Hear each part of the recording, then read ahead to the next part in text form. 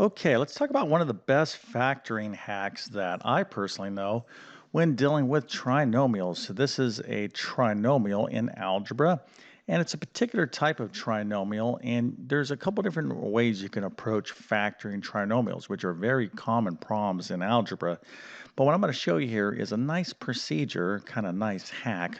I want to say it's a shortcut because if you follow this procedure, you will get the right answer every single time. Okay, so it's a great little tool to put in your factoring toolbox because if you don't know how to factor in algebra, you simply won't be able to pass algebra.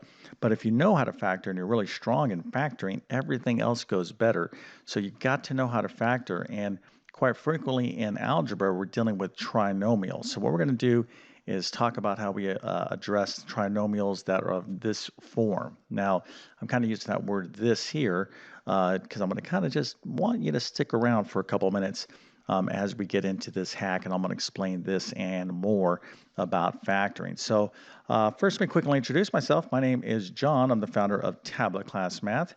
I'm also a middle and high school math teacher, and over several years, I've constructed what I like to believe is one of the best online math help programs there is. Of course, I'll let you be the judge of that. You can check out my math help program and follow the link in the description of this video, but basically, I have 100 plus different math courses. I have all the main courses like pre-algebra, algebra 1, geometry, algebra 2, college algebra. I'm going to be launching my pre-calculus course here soon. Um, but I also have many specialty courses, especially in the area of test preparation. So if you're studying for the GED, SAT, ACT, a teacher certification, AccuPlace or ALEX, there's a ton of different type of tests that students study for that are outside of a math class. So a lot of reason people have to learn middle and high school mathematics. So you just go to my site and check out my course catalog. I likely have your exam. If I don't, drop me a line and I'll help you out the best I can. I also do a lot of work with independent learners like homeschoolers. So if you're a homeschooler, I have a great homeschool learning program. Then obviously I just help those of you that are struggling in your math class. So if you need additional instruction, or different instruction than what you're getting, you definitely want to check out my program. And one thing you need to be doing to help yourself to learn mathematics is taking great math notes. So over decades of teaching mathematics, one thing is apparent to me. Those students who take excellent, great notes almost always do fantastic in their grades. And then the reverse is true. You don't want, you definitely don't want to be like me when I was in school before I got really serious about studying mathematics. I would take notes and it would be like this. I would just kind of scribble down stuff on my paper, thinking that, you know what, I'm taking notes. Hey, I do take notes, but I would just be doodling. And then I go look at my notes and I'd be like, what did I write down? So if you relate to that, then hey, I'm not trying to make you feel bad because a lot of people don't realize the importance of note taking. And we're so distracted these days. The only way you're going to be able to learn and retain all the information that's coming at you is be focused and engaged. And if you have great notes, you can't have great notes without being focused and engaged. So that's your evidence, and you need something to study from. Okay, so that's a huge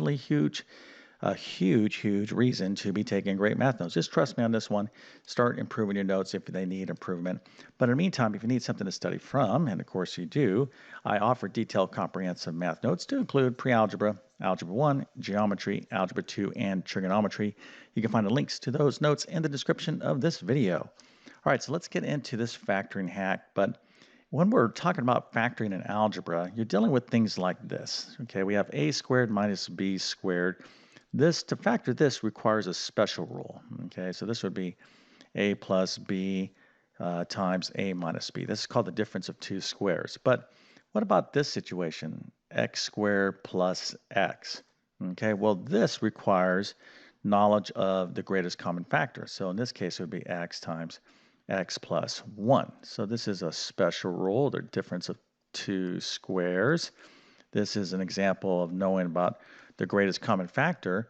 So there's more specialty rules, okay? But we always need to start with the greatest common factor. You got to know these specialty rules. So these are the world of factoring involves more than what I'm going to be showing you here. But quite frequently we deal with trinomials, things like this: x squared minus 5x minus 14, and then things like this: 3x squared plus 6x plus, let's say, 10. Okay, so these guys here are trinomials. And in algebra, these are very, very common to deal with. So when you learn factoring, we start off by learning about the greatest common factor, things like this, and hopefully you understand the GCF. By the way, all these topics that I'm talking about, I have additional videos on in my algebra playlist on my YouTube channel. But if you really, really want to learn this stuff, I would suggest jumping into like my Algebra 1 course in my Math Help program. You'll, be a master of all this and more. So again, when you're learning factoring, there's a lot of different factoring techniques we have to learn. But when we're dealing with trinomials, and trinomials are things with three terms, just like this. We have x squared and x and a number, and x squared and x a number. These can be different variables like y or a, b. It doesn't make a difference, but basically we're dealing with three things. So these are trinomials. Now this trinomial here, I like to refer to as a case 1, and this guy we will refer to as a case 2. Now what distinguishes the two cases is this one here is a 1. There's a 1 in front of this x squared. So if I just have x squared like this, there's really a 1 there. So that's going to be a case 1 trinomial. If it's a 1x squared or a 1y squared, we're going to focus on how to deal with these guys today. But the technique that I'm going to show you actually can be applied to case 2s. Now it's a little bit more involved. I'll make an additional video on that. But let's get you to understand these guys today. So, but case 2 is a trinomial with a number other than 1. So in this case here, we have a 3x squared, right? So if you have a number other than 1 in front of the x squared or y squared or whatever you're dealing with, this is case 2.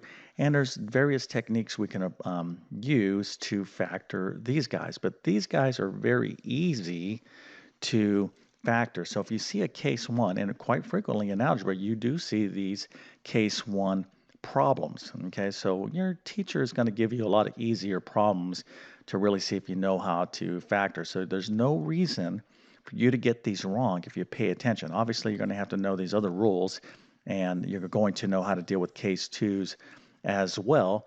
But let's focus on these case 1s right now with this little technique, this little fraction hack. Okay, so first of all, we see here we have a case 1 trinomial. You're like, okay, it's a trinomial. I want to factor it. There is a 1 in front of this. Although we don't write the 1, you just know, oh, okay, x squared or y squared, there's a 1, so this makes it a case 1. Now, here's what you want to do, okay? What you want to do, and you can kind of think of it this way, take that 1 and multiply it by this last number. Now, this is, you got to make sure your trinomials are written in standard form. In other words, you got your x squared, your x, and your number. Okay, it's not like this, x squared plus 14 minus x. Make sure the x is in the middle and the number's last. Now, when you do that, because this is always a positive 1, okay, and it should be a positive 1. And we'll talk about that in future videos, but let's just focus on this main technique right now. So we're going to take 1 times that number. Obviously, that is going to be what? Negative 14. Okay, so this is the number we want to focus in on. Now, what I want you to do is to write factors for negative 14. And this is how you want to do it. Factors would be the following, okay? Any two numbers that you multiply together to get you back to 14, negative 14 are going to be factors. So always write them as pairs. I'll show you this in a second. 1 and 14 and 1 and 14. So negative 1 times 14 is factors of negative 14, and positive 1 times negative 14 is factors of negative 14. Okay, so let's write more. So I like to start with the lowest numbers here first, like 1. So we can go 2 and 7 and 2 and 7. These always come in pairs. So negative 14 could be negative 2 times 7 or positive 2 times negative 7. And when you think about this number, there is no more factors. We have all the factors of negative 14 right here. Remember, even if this was a positive number, you always write these guys down in pairs. And we'll practice this here in a second with some more examples.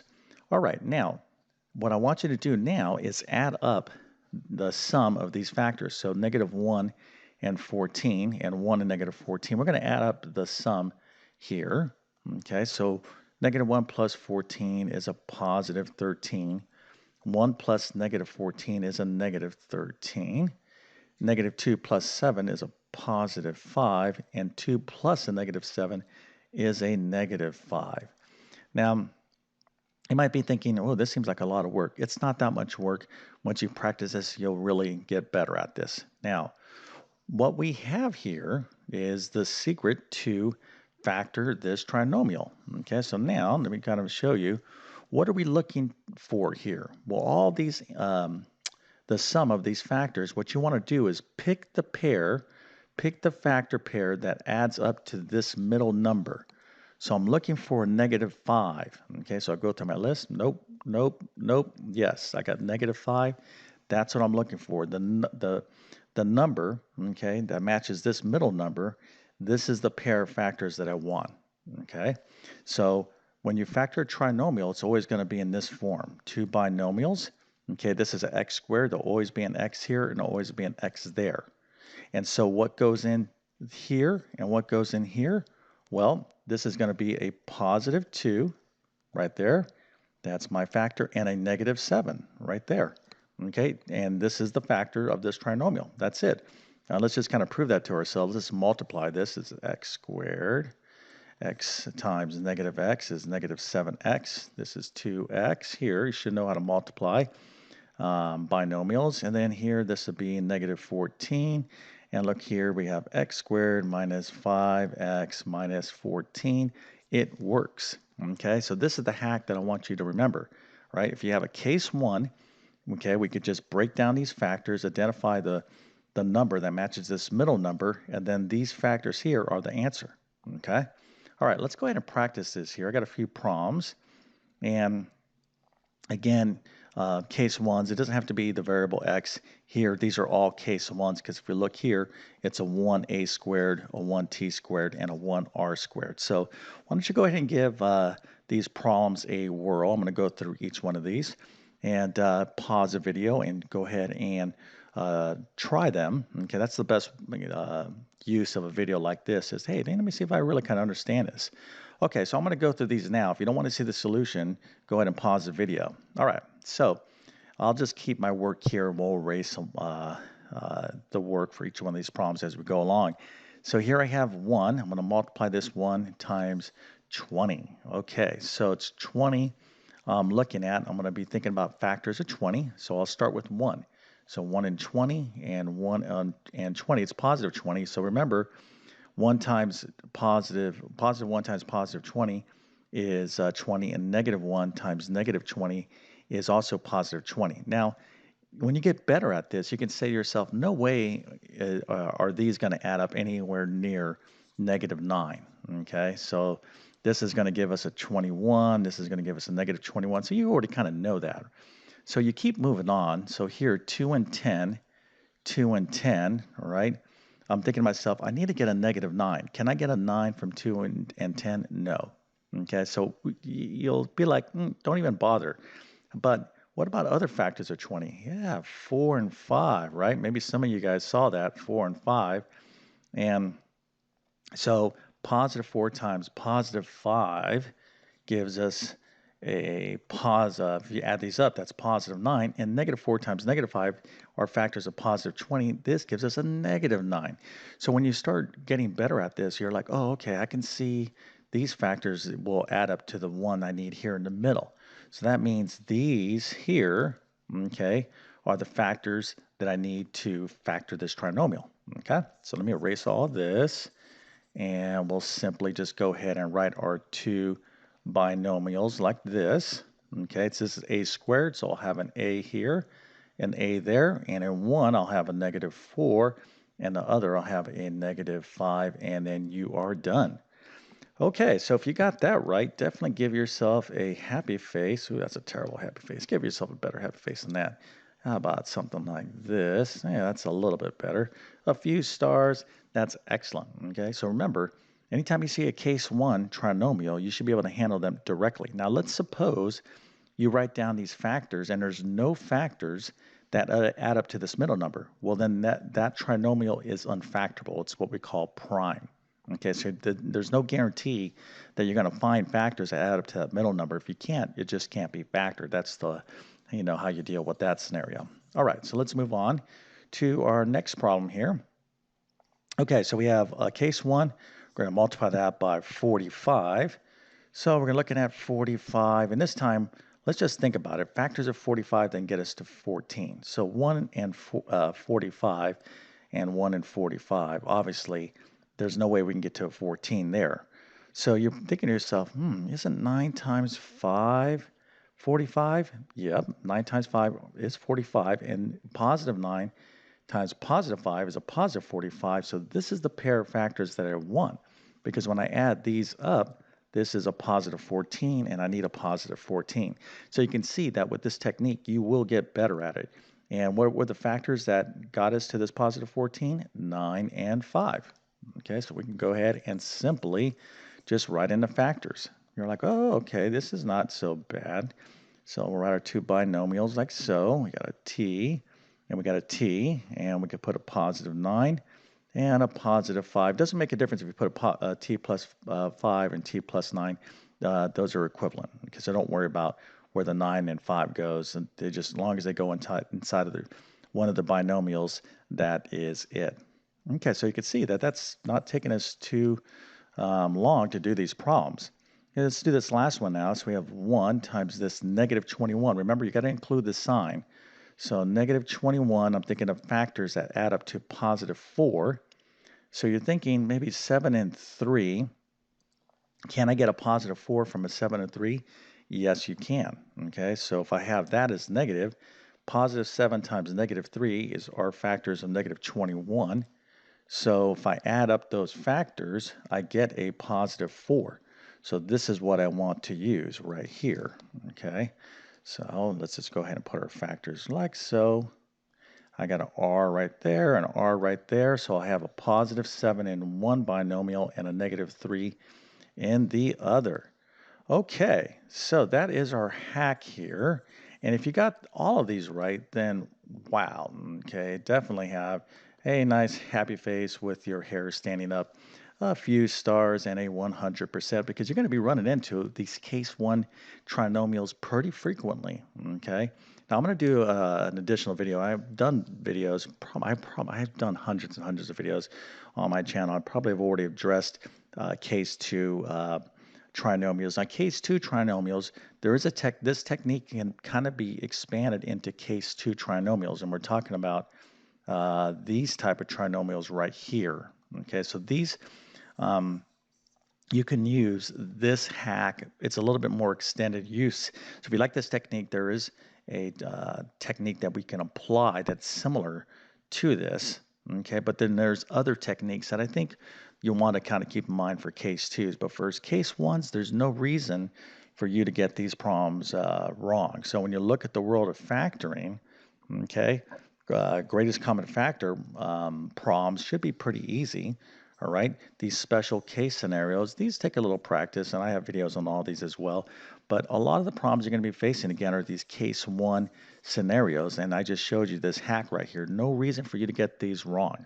Okay, case 2, a little bit more interesting, but listen, if you can master all these guys, and then we can focus in on the case 2s, then you're going to be excellent at factoring, and everything in your algebra adventures is going to go much smoother. You're not going to end up looking like this person and saying, why did I get the problem wrong? Well, more often than not in algebra, many math problems that students have comes from their lack of skills in factoring. Factoring is all over algebra. You simply just have to know how to do it. So this particular hack is super helpful, and hopefully you'll put this in your notes so you don't forget it. Okay, so remember, it's one thing to watch this video and do a few practice problems, but you really have to take it to the next step. Write this down, apply it, in your class, and keep this skill for the long run. Okay, so as I indicated, I do have additional videos on other factoring topics in my algebra playlist, but if this video helped you out, please consider smashing that like button. That helps me out. And if you are new to my YouTube channel, please consider subscribing. Been on YouTube for 10 plus years, have hundreds and hundreds of videos on my channel. It's a great platform for someone like myself who's obsessed with teaching math in a clear and understandable way. I want to keep you excited about learning. If you're struggling, let's kind of clear up your confusion so you can continue to move ahead.